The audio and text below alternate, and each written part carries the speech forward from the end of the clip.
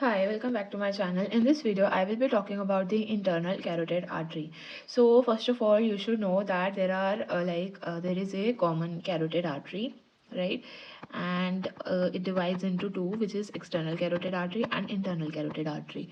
External carotid artery I've already covered in another video. It has 8 branches, and internal carotid artery has many branches, but they're divided mainly into 4 parts. Okay, now let's just write some few points that you should know about this. So first of all, you should know that it arises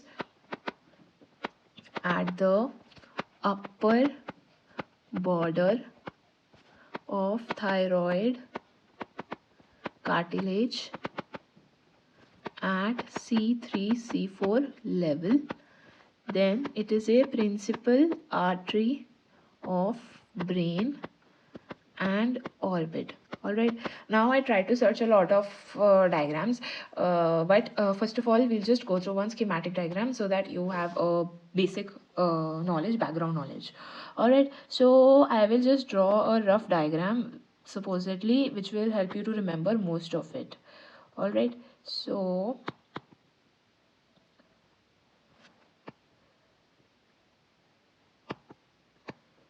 and something like this. Alright, so just suppose that this is our internal carotid artery. Alright, so coming on to this one, so it has 4 parts. Okay, can you just observe the deviation? So this is our first, this is second, this is third, and this is fourth. Okay, so starting from the first one, so first one is called as the, we will go from down to up, so cervical, like from neck. Now you should know that cervical part has no branch. Alright, then coming on to the second one, in second one it is called as the parietal or the petrous part. Okay, it lies in the petrous bone of the temporal bone, petrous part of the temporal bone.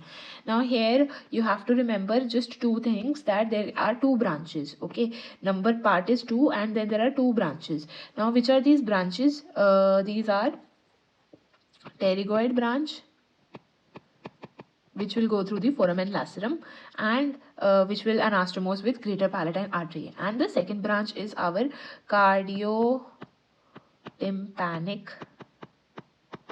branch, which will further give us anterior and posterior tympanic artery, which will supply ear. Alright, then coming on to the third part, which is the cavernous part. Alright, because it's named so because of the relation with the cavernous sinus. Now in cavernous part, you have to remember that there are branches to trigeminal ganglion.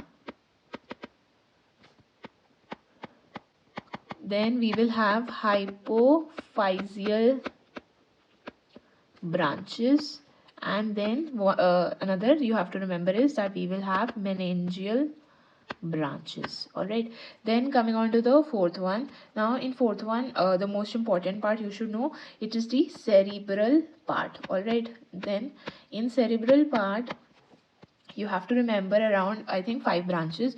So first of all, let's just start from the first one. So we'll just make a schematic diagram. This is not in relation to how they are present. Okay, I'm just drawing it for the sake of remembering them properly. So just remember something like this.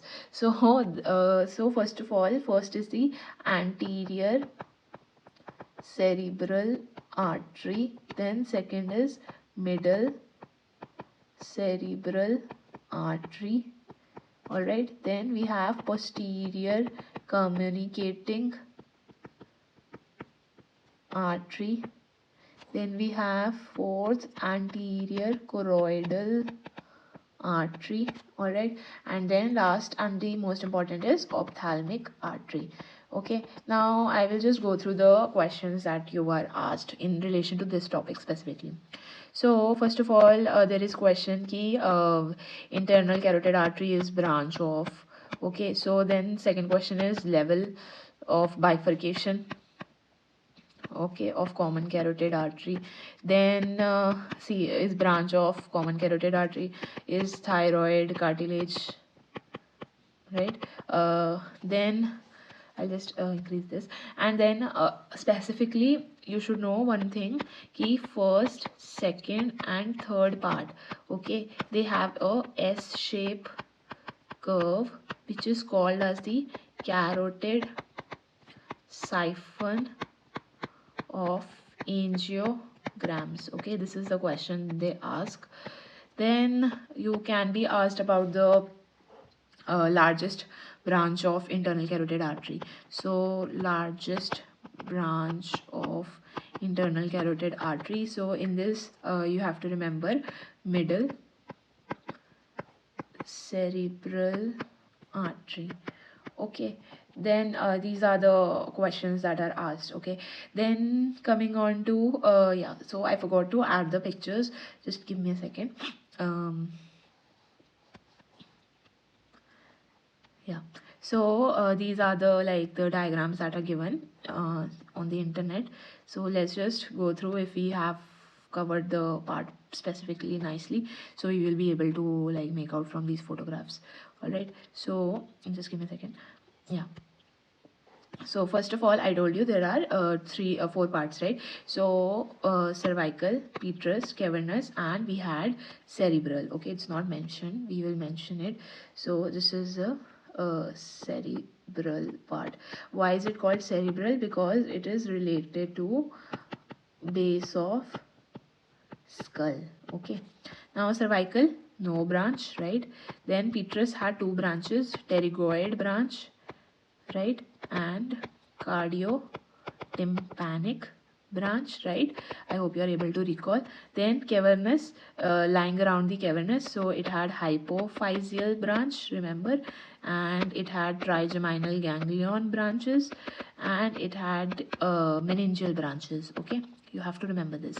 Then posterior communicating is one, then anterior choroidal, then we had 2, 3, 4, which was the middle and anterior cerebral artery, and fifth we had this ophthalmic artery. Okay, so this is through the diagram, right?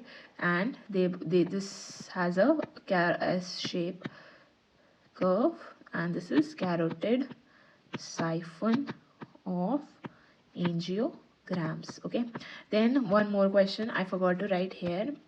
They usually try to confuse you and ask you ophthalmic artery is a branch of, so you now know it is a branch of internal carotid artery. Then they ask question occipital artery is a branch of. Now posterior occipital artery is a branch of external carotid artery. I've covered it in my external carotid artery video. Then they ask one more question, कि ophthalmic artery is branch of internal carotid artery, it is already covered. Then they ask one more question. Yeah, they ask a question कि infraorbital artery is a branch of what, and they ask supraorbital artery is a branch of. So if you really know relations nicely, you will know infraorbital artery is a part of maxillary artery. Okay, specifically third part, big pass mein I is infraorbital artery. Supraorbital artery is a branch of the ophthalmic artery. Okay, which is further a branch of internal carotid artery. All right, then see this. Yeah, so this is same diagram, only we have cavernous sinus, petrous part, cavernous part, and I'm sorry, we have cervical part, petrous part, cavernous part, and cerebral part. So cervical, no branches. Petrous has artery of pterygoid canal and cardiotympanic branch. Then we go to the cavernous part, which has superior pharyngeal, meningeal, inferior hypophyseal. I told you already. Then we will talk about the cerebral part, where you have ophthalmic artery, posterior communicating, anterior, middle, and anterior choroidal. So this covers the basic topic of internal carotid artery, and I've covered most of the questions that are usually asked from this topic. If you like the video, do subscribe to my channel. Thanks for watching.